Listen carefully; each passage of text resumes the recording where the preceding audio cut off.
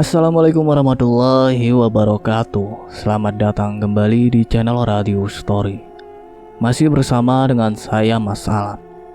Untuk kali ini saya akan menceritakan sebuah cerita yang berjudul Malam Satu Suro.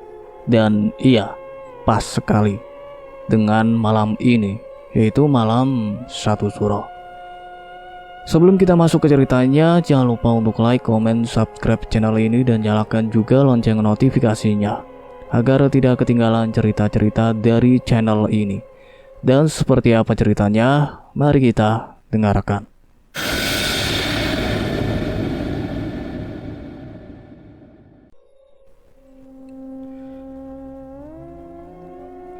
Sore itu hujan turun dengan sangat deras. Seorang ibu bernama Bu Darmi tengah merebus singkong di dapur. Bu Darmi hanya tinggal berdua bersama anaknya. Suaminya telah meninggal dunia 8 tahun yang lalu. Tapi sore itu Bu Darmi tengah sendirian karena anaknya yang bernama Amri sedang pergi keluar bersama sahabatnya. "Kemana sih nak? Kok belum pulang?" batin Bu Darmi yang sedang duduk di depan tungku sembari menunggu singkongnya matang. Sambil menunggu singkong itu matang, Bu Darmi pergi ke depan untuk menutup pintu karena sebentar lagi maghrib akan tiba. Tak sengaja Bu Darmi melihat gorden pintu kamar Amri bergerak seperti ada yang baru saja masuk ke dalam. Karena penasaran, Bu Darmi pun masuk ke dalamnya. "Oh, udah pulang," ucap Bu Darmi dari depan pintu kamar Amri. Terlihat Amri sedang tertidur di sana.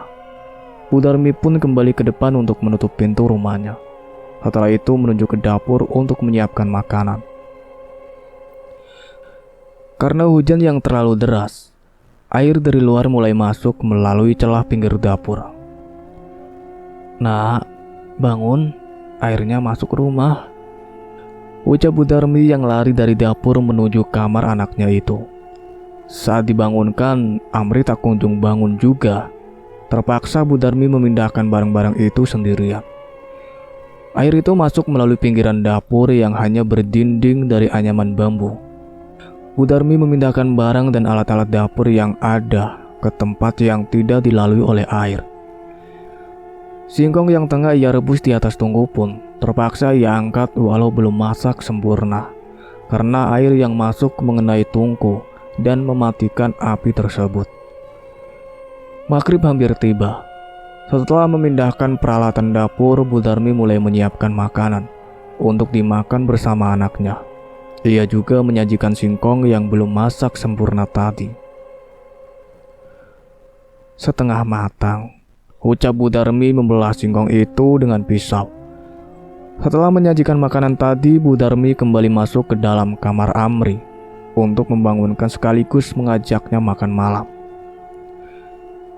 Nak, waktu maghrib kau tidur," batin Bu Darmi berdiri di depan pintu kamar anaknya itu.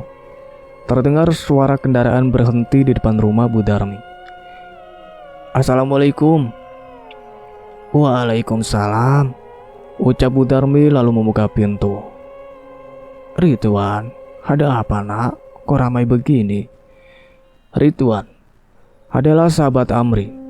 Selain itu juga ada Arga, Bagas dan Dika bersamanya. "Amri masih tidur. Habis main tadi kok malah tidur. Ayo masuk, mau maghrib. Sekalian bangunkan Amri," ucap Bu Darmi lalu kembali masuk ke dalam rumahnya. "Maaf Bu, Amri di sana," ucap Ridwan menghentikan langkah Bu Darmi sambil menunjuk ke arah mobil pick up yang mereka tumpangi. "Apa nak? Amri, anaknya loh tidur di kamar." "Tidak Bu, Amrinya ada di sana," ucap Bagas. Bu Darmi pun langsung mendekat dan melihat ke arah mobil pick up itu. "Ya Allah leh," ucap Bu Darmi melihat anaknya tergeletak di sana. "Ini ada apa? Kok bisa begini?" Tak ada jawaban dari mereka semua. Bu Darmi pun langsung menyuruh mereka untuk membawa Amri masuk ke dalam kamarnya. Bu Darmi membuka gorden pintu kamar Amri. Ia terkejut karena ternyata di dalam itu tidak ada siapa-siapa di sana. Terus, siapa itu tadi? Ridwan bersama teman-temannya langsung membawa Amri masuk ke dalam kamar. Amri terlihat pucat, tak sadarkan diri. "Bu, langsung pamit ya, sudah mau maghrib. Maaf ya Bu," ucap Ridwan. "Gak istirahat, makan dulu. Udah saya siapkan," balas Bu Darmi. "Tidak Bu, terima kasih," saut Arga. Setelah mengantarkan Amri, mereka semua pamit dan langsung pulang. Bu Darmi mendekat dan duduk di samping Amri yang tak sadarkan diri itu. "Nak, kenapa kok bisa begini?" Tubuh Amri pucat dan sangat dingin. Bu Darmi pun mengganti pakaiannya lalu menutupnya dengan selimut. Setelah itu Bu Darmi pergi untuk makan malam. Ia juga menyisihkan makanan yang kemudian diletakkan di atas meja kamar Amri, lalu pergi ke kamarnya untuk tidur. Hujan mulai reda. Saat tengah malam Bu Darmi terbangun seakan khawatir dengan kondisi anaknya. Ia kemudian bangun, lalu kembali menunjuk ke kamar Amri. Gorden pintu dibuka. Bu Darmi melihat Amri sedang makan dengan posisi duduk membelakanginya. "Alhamdulillah, bangun, makan yang kenyang nak," ucap Bu Darmi yang hanya berdiri di depan pintu kamar. "Kurang," saut Amri. "Bentar, ibu ambilkan lagi," ucap Bu Darmi lalu menunjuk ke dapur untuk mengambil makanan lagi. Saat tengah di dapur, suasana berubah menjadi suram. Bu Darmi tiba-tiba merinding dan mulai mencium sesuatu. "Bau apa ini? Seperti singkong dibakar," ucap Bu Darmi memperhatikan sekitar dapur. Bu Darmi juga melihat ke arah tungku tadi. Tak ada api ataupun singkong terbakar di sana. Ia mulai mencari aroma singkong bakar itu. "Baunya kok di kamar Amri." Tiba-tiba terdengar suara erangan yang sangat keras juga berasal dari kamar Amri. Bu Darmi pun meletakkan kembali makanan, lalu pergi ke kamar Amri. Ia mulai membuka gorden pintu kamar itu. Astagfirullah. Bu Darmi melihat sosok berbadan besar dengan mata merah menyala sedang melihat ke arahnya. Bu Darmi pun langsung pingsan dan tak sadarkan diri. Setelah keesokan harinya, Bu Darmi akhirnya terbangun dari pingsannya. Ia melihat beberapa tetangga sedang berada di rumahnya termasuk Ridwan dan yang lainnya. "Alhamdulillah," ucap salah satu tetangga yang berdiri di samping Bu Darmi. "Ada apa ini? Kok rame-rame?" tanya Bu Darmi kebingungan. "Ini loh Bu, Ridwan sama temannya mau lihat Amri. Terus lihat ibu pingsan langsung teriak-teriak minta tolong," jawab tetangga itu. "Iya Bu, saya sama teman-teman mau lihat Amri, sudah sembuh apa belum?" "Kenapa sih Bu, kok bisa pingsan begini?" "Aku kaget, lihat setan di kamar Amri." "Setan apa Bu? Sudah, jangan banyak pikiran." Saat Bu Darmi dan tetangga sedang mengobrol, Ridwan bersama temannya yang lain menuju ke kamar Amri untuk melihat keadaannya. "Bu, mau lihat Amri dulu ya," ucap Dika. Innalillahi wa innalillahi rojiun. Sontak semua orang yang ada di luar pun masuk ke dalam kamar Amri. Mereka melihat Amri telah terbujur kaku dan sangat pucat. Bu Darmi pun langsung lemas dan kembali pingsan.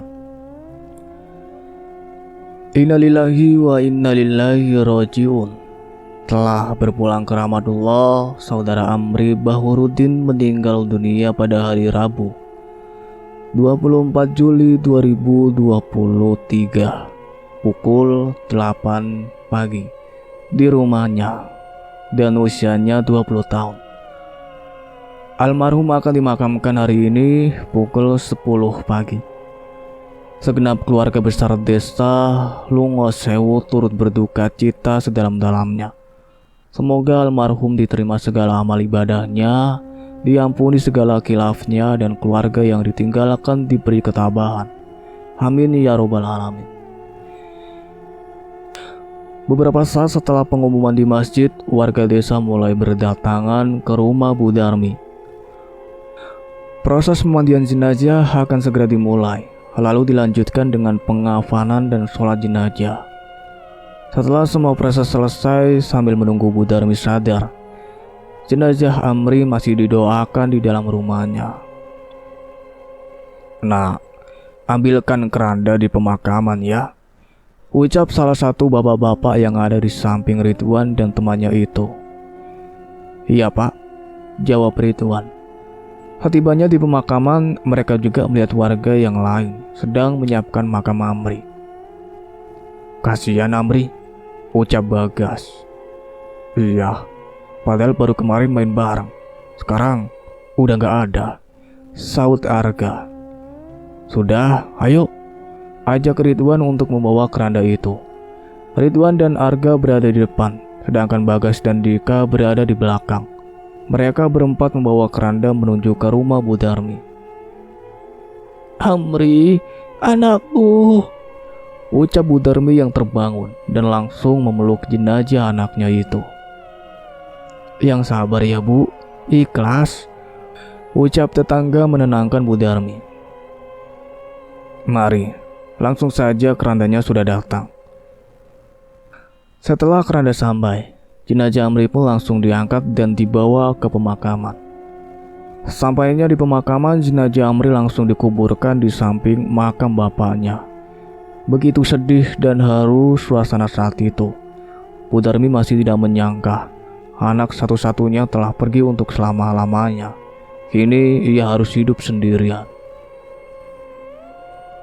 1 minggu kemudian, Ridwan bersama ketiga temannya sedang berkumpul di salah satu tempat nongkrong mereka. Mereka membahas tentang rencana merantau keluar kota. "Gak, gimana? Kamu jadi berangkat kah?" tanya Bagas. "Oh, jelas.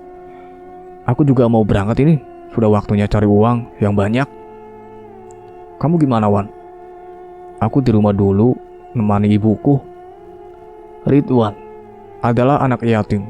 Bapaknya adalah seorang kiai yang telah meninggal 2 tahun lalu, dan sekarang ia hanya tinggal berdua bersama ibunya.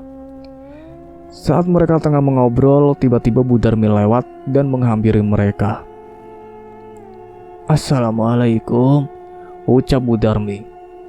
"Waalaikumsalam warahmatullahi wabarakatuh." "Ada apa Bu?" tanya Ridwan.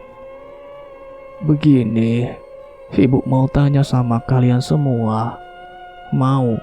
Kalau iya, ayo ke rumah Ibu sekarang." "Iya Bu," balas Arga. "Ada apa ya?"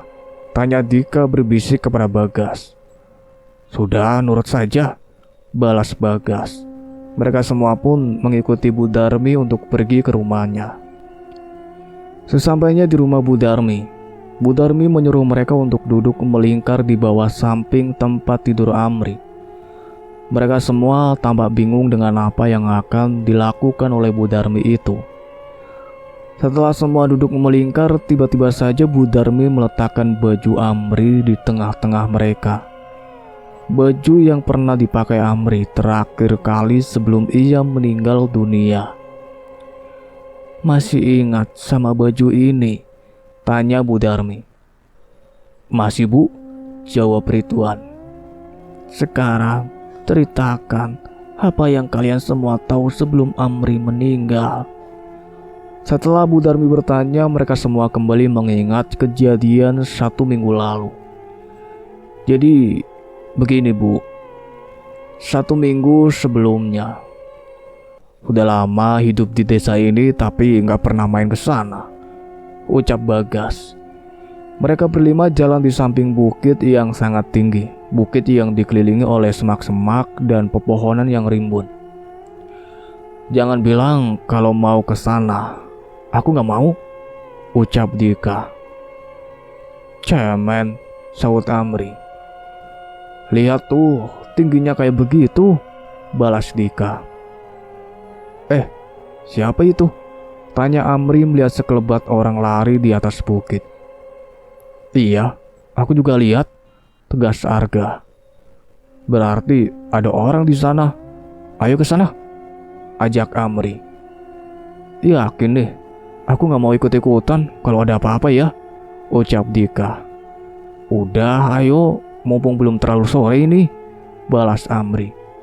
Mereka semua mencoba untuk menaiki bukit itu untuk memastikan apa yang baru saja mereka lihat tadi dan melihat ada apa saja di atas bukit itu. Wah, bagus sekali ya pemandangannya, kata Ridwan sambil melihat keindahan dari atas bukit. Iya, tapi jalannya ngeri, menakutkan. Hati-hati ya, balas Arga. Udah, ayo pulang. Gak ada apa-apa nih, celetuk Dika. Gak ada apa-apa gimana? Buka matamu, pemandangannya lo bagus, ucap Amri. Saat mereka sedang melihat pemandangan dari atas, Amri melihat sebuah batu besar di samping pohon kembar. Pohon yang tampak kering dan berlumut. Tanpa berpikir lama, Amri menghampiri batu itu dan mulai naik di atasnya. Bagus banget pemandangannya dari sini, ucap Amri. Jangan ngawur kamu, Ri. Hati-hati kamu, sampingmu jurang itu, kata Ridwan. Sini, ajak Amri. Saat mereka hendak menghampiri Amri, tiba-tiba saja Amri terpeleset dari atas batu itu. Astagfirullah, Amri, teriak Ridwan. Woi, tolong woi, teriak Amri sambil memegang akar pohon di sekitar batu itu. Bentar Ri, pegangan yang benar, ucap Ridwan memegang tangan Amri yang hanya berpegangan akar pohon. Mereka menarik Amri yang hampir saja jatuh dan masuk ke dalam jurang itu. Makanya Ri, jangan banyak tingkah, lihat bawahmu itu, ucap Dika. Iya, banyak batunya. Untung aku bisa pegangan. Kalau tidak, udah mati aku. Udah, ayo pulang. Bahaya sekali ini. Langit juga mendung mau hujan, ajak Dika. Gara-gara batu ini, batu sialan, tegas Amri sambil mendang batu itu. Akhirnya mereka semua pun turun dari atas bukit itu. Di tengah perjalanan pulang, tiba-tiba saja hujan turun dengan sangat derasnya. Hujan woi, ayo neduh, ucap Bagas. Mereka semua lari mencari tempat untuk berteduh. Tapi Amri tiba-tiba lemas tak berdaya. Tubuhnya kejang lalu tersungkur ke tanah sambil keluar busa dari mulutnya. Ini kenapa? Tolongin, teriak Dika. Amri kenapa ini? Ri, sadar, tanya Bagas dengan panik. Mereka semua panik karena Amri tak sadarkan diri dan badannya sangat dingin. Pak, tolong pak, ucap Ridwan menghentikan mobil pick up yang melewati mereka. Akhirnya Amri diangkat dan dibawa pulang ke rumahnya dengan menggunakan mobil pick up itu. Begitu Bu, maaf ya Bu, ucap Ridwan. Sudah, gak apa-apa. Makasih ya sudah mau cerita. Bu, mau nanya, Ibu lihat apa ya pas malam itu? Tanya Ridwan penasaran. Pas malam itu, Ibu melihat makhluk badannya besar, matanya menyala, genderuwo. Aku kok mikir kalau demit itu marah ya, karena apa yang telah kita lakukan di sana, celetuk Dika. Iya nak, mulai sekarang hati-hati dan waspada, tata krama dijaga di semua tempat ya. Iya Bu, terima kasih. Doakan ya nak, semoga Amri bahagia di dunianya yang baru. Amin. Setelah dari rumah Bu Darmi, mereka semua pun pamit untuk kembali pulang. Bulan Suro sudah dekat, ucap Bu Darmi dalam hati, lalu menutup pintu rumahnya. Beberapa hari kemudian. Assalamualaikum Wan. Waalaikumsalam Kak. Ada apa? Ayo ke tempat biasa. Sepertinya Arga sama Bagas sudah di sana. Iya benar. Ganti baju dulu. Sini masuk. Duduk dulu. Ridwan pun mengajak Dika untuk masuk ke dalam rumahnya. Sembari menunggu Ridwan mengganti pakaiannya, Dika melihat-lihat foto yang ada di ruang tamu itu. Mirip sekali ya Ridwan sama bapaknya. Pak, seseorang menepuk pundak Dika. Ia pun kaget dan menoleh ke belakang. Siapa? Dika, Bu. Temannya Ridwan. Ternyata ia adalah ibunya Ridwan, Bu Asih, yang baru saja pulang dari rumah tetangganya. Bu, pamit nggih, ucap Ridwan yang keluar dari kamarnya. Mau kemana? Biasa, Bu. Oh iya, jangan senja-senja pulangnya. Assalamualaikum. Waalaikumsalam. Mereka pun pergi dan datang ke tempat biasa berkumpul. Di sana juga ada Arga dan Bagas yang sudah menunggu. Wan, sapa Bagas. Setelah mereka berempat kumpul, Bagas langsung memberitahu mereka semua kalau ia mendapat amanah dari Pak Samuji. Pak Samuji adalah hansip yang selalu menjaga keamanan desa Lungosewu. Karena ada kepentingan, ia menyeru Bagas menggantikannya untuk ronda 2 hari ke depan. Gimana? Masa ya aku sendiri? Kamu semua ikut ya? Halah, bilang aja takut, ledek Arga. Kapan? Tanya Ridwan. Lupa, aku tadi nggak nanya. Nanti malam tak tanyakan. Walah. Gimana? Mau ya? Insya Allah. Ya sudah, gitu aja. Aku balik dulu ke sawah. Gini aja, tanya Ridwan. Ya mau gimana lagi? Ucap Bagas sambil ketawa kecil. Ya sudah, nanti habis sisa kumpul lagi sekalian tanya Pak Samuji. Sia-sia aku kesini, ucap Dika. Bagas sialan, kesal Arga. Mereka semua pun kembali pulang dan akan kembali lagi malam nanti. Bu, pamit. Kemana lagi? Biasa. Dika itu siapa? Kok ibu gak pernah lihat? Oh, Dika teman baru. Pantas gak pernah lihat. Ya sudah, hati-hati. Assalamualaikum. Waalaikumsalam. Ridwan pun langsung pergi dan kembali ke tempat biasa ia kumpul bersama teman-temannya itu. Di sana ia sudah melihat ketiga temannya yang tengah asik mengobrol sambil menunggu kedatangannya. Nah, ini datang, ucap Arga. Lama banget sih kamu. Aku kira gak ikut, kata Bagas. Habis sholat sama ngaji, kan sekarang malam Jumat, balas Ridwan. Iyakah? Kok aku lupa ya? Halah, pret. Lupa apa emang gak tahu, ledek Arga. Sudah, ayo cepat berangkat, keburu kemalaman, ajak Dika. Mereka pun semua berangkat untuk menuju ke rumah Pak Samuji. Perjalanan mereka diiringi oleh hembusan angin malam dan suara jangkrik yang saling bersahutan. Dingin, gak seperti biasanya, ucap Dika sambil menggosok-gosokkan kedua telapak tangannya. Langkah mereka berhenti karena melihat jalanan depan sangat gelap. Tak ada cahaya sama sekali. Lampu jalannya konslet apa gimana ini? Tanya Bagas terheran-heran. Tak mau ambil pusing karena takut kemalaman. Mereka terus berjalan melewati jalanan gelap itu sampai akhirnya mereka pun tiba di rumah Pak Samuji. Dok. Assalamualaikum, Pak. Kondisi rumah Pak Samuji juga sangat gelap, seperti sudah tak ada orang di dalamnya. Pintu depan pun sudah tergembok. Apa sudah berangkat? Tanya Ridwan. Kamu sih ngajaknya malam-malam, balas Arga sambil menyenggol bahu Bagas. Kan sekalian nongkrong jadi biar tidak bolak-balik, ucap Bagas. Terus gimana? Gak jadi?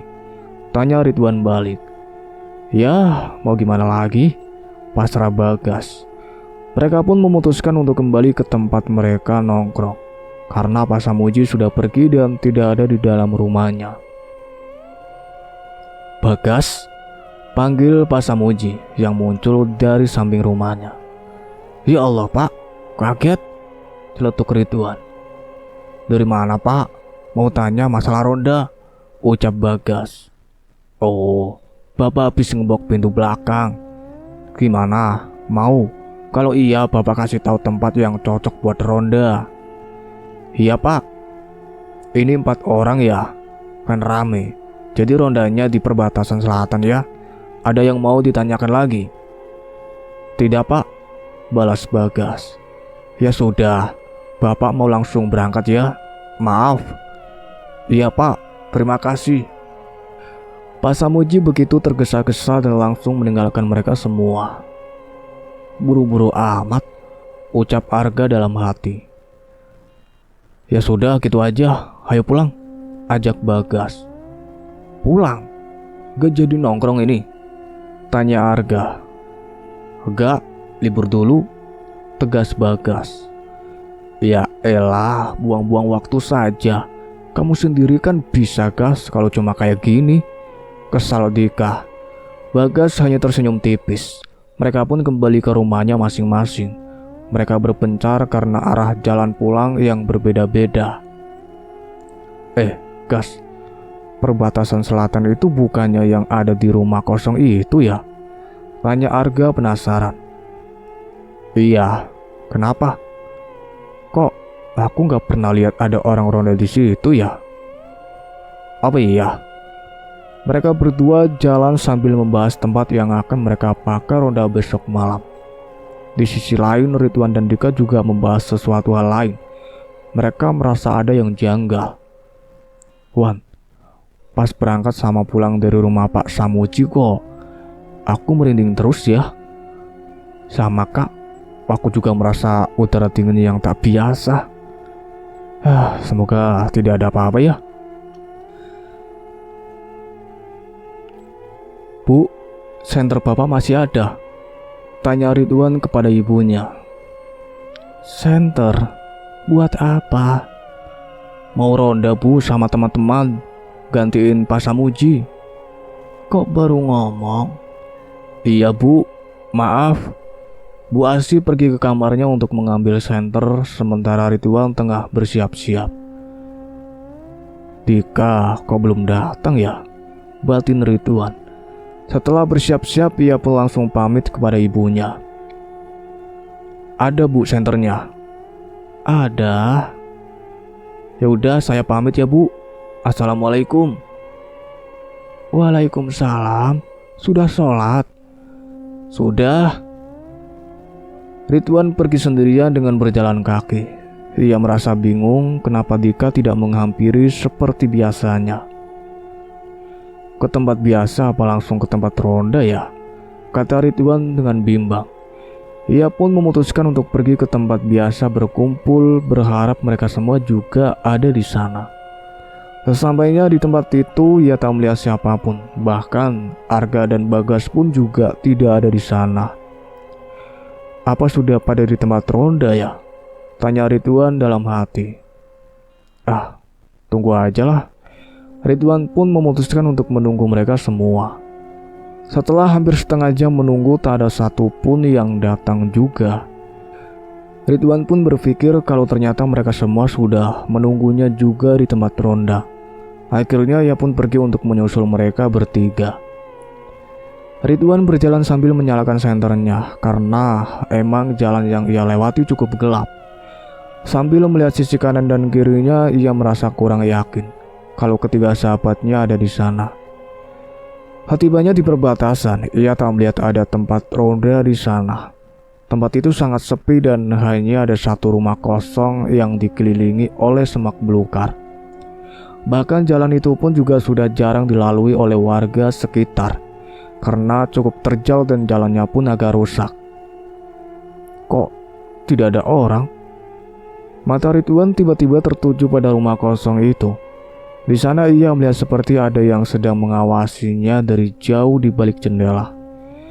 Ridwan mengarahkan senternya ke arah rumah itu, lalu mulai mendekatinya. Ia berpikir kalau ternyata teman-temannya ada di rumah itu. Tibalah di depan rumah itu, begitu pengap dan sesak karena dikelilingi oleh semak belukar. "Bagas, kamu di sini?" tanya Ridwan sambil mengarahkan senternya ke berbagai sisi depan rumah itu. Tidak ada jawaban apapun. Lalu Ridwan pun kembali ke tempat tongkrongan meninggalkan rumah itu karena ternyata teman-temannya tak ada di sana. Pada kemana ya? Apa tidak jadi rondanya? Ridwan bertanya-tanya pada dirinya sendiri. Ia pun kembali untuk mengecek ke tempat biasa mereka berkumpul. Suasana yang sangat sepi dan sunyi menemani di setiap langkahnya. Kalau sampai tidak ada di tempat biasanya, awas saja aku dibohongi. Kesal Ridwan. Setibanya di sana, Ridwan benar-benar tidak melihat siapapun. Ia merasa kalau dirinya sedang dipermainkan oleh ketiga temannya itu. Karena kesal, ia pun memilih untuk kembali pulang ke rumahnya. "Wan," ucap seseorang yang berdiri di belakangnya. Ridwan pun menoleh ke belakang, dan ia pun menjatuhkan senter yang tengah ia genggam. Badannya lemas, gemetar, dan wajahnya sangat pucat. "Amri?" tanya Ridwan terkejut. Ia melihat Amri berdiri di depannya dengan wajah yang sangat sedih. Amri menghampiri Ridwan dan memeluknya. Kemudian ia berbisik ke telinga Ridwan dengan nada yang sangat lirih. Setelah berbisik, Amri pun berjalan mundur dengan perlahan. Semakin menjauh, tubuh Amri memudar dan menghilang. Raut muka Ridwan masih terdiam, tak bicara sekata apapun. Tubuhnya kaku bagaikan batu, lalu menjadi lemas dan pingsan begitu saja. Wan," ucap Bu Asi membangunkan Ridwan yang tertidur. Ridwan pun bangun dari tidurnya. Ia melihat jam menunjukkan pukul 9:30. "Ditunggu temanmu, katanya mau ronda." "Iyakah? Kok gak ngomong sama ibu?" "Maaf Bu, ketiduran ya, habis ngaji kau berbaring di kasur." "Iya Bu, maaf, tolong ambilkan senternya Bapak." "Iya." Ridwan langsung mengganti pakaiannya karena ternyata teman-temannya sudah menunggunya di depan. "Nah, ini Ridwan," ucap Arga. "Maaf ya, aku ketiduran." "Iya, tidak apa-apa, ayo berangkat. Anggap saja tidur tadi ngisi tenaga buat begadang," balas Dika. "Wan, ini senternya, hati-hati ya semua," ucap Bu Asi. "Iya Bu, Assalamualaikum." "Waalaikumsalam." Mereka pun berangkat dari rumah Ridwan dan langsung menuju ke tempat ronda. Saat tengah berjalan, Ridwan masih terlihat bengong, seperti sedang memikirkan sesuatu. Bah! Ridwan terjatuh karena kakinya tersandung batu. "Halawan, dilihat dong jalannya," ucap Dika sambil membangunkan Ridwan. "Mikir apa sih kamu?" tanya Bagas. "Tidak ada." Mereka pun tiba di tempat yang akan dibuat ronda. Tempat yang sama seperti Ridwan lihat dalam mimpinya. Gelap, sepi dan sunyi sekali. "Aneh ya, kenapa Pak Samuji menyuruh ronda di tempat ini?" tanya Bagas terheran-heran. Mereka mencari tempat yang nyaman untuk berjaga pada malam itu. Bagas memilih tempat di samping rumah kosong itu, karena memang di samping rumah itu ada halaman kosong yang cocok untuk menggelar tikar yang telah mereka bawa. Sambil melihat sekeliling, mereka semua hanya melihat pepohonan dan semak-semak yang ada. Tak ada lampu jalan di sana. "Ini sih bukan ronda, tapi uji nyali," ucap Arga. Waktu menunjukkan pukul jam 11:30. Mereka semua masih berkumpul di tempat gelaran tikar tadi. "Ini gak ada yang keliling apa gimana? Masa diam aja dari tadi?" Tanya Dika. Gak, sudah bareng-bareng aja. Lagian aman-aman aja ini kondisinya, balas Arga.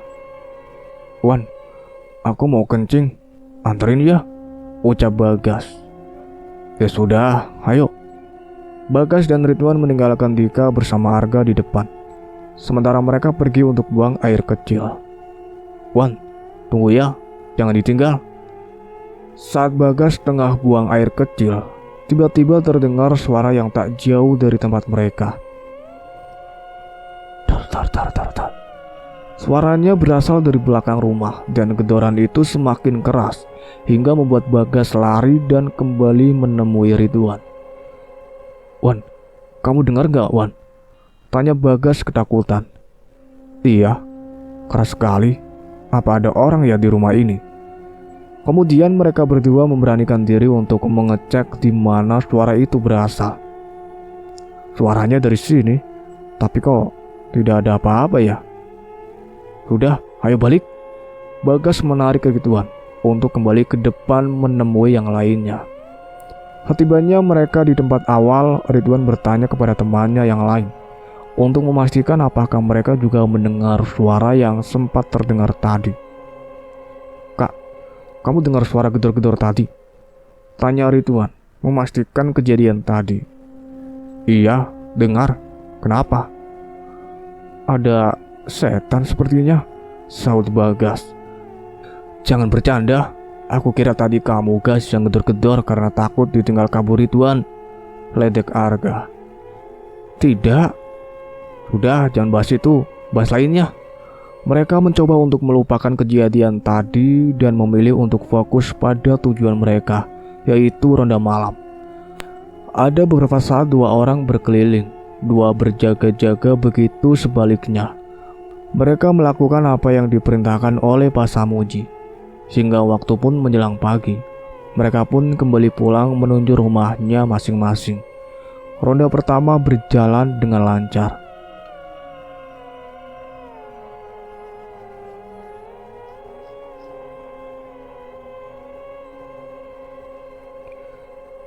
Cukup sekian ceritanya sampai di sini. Nantikan kelanjutan ceritanya. Saya akhiri. Wassalamualaikum warahmatullahi wabarakatuh.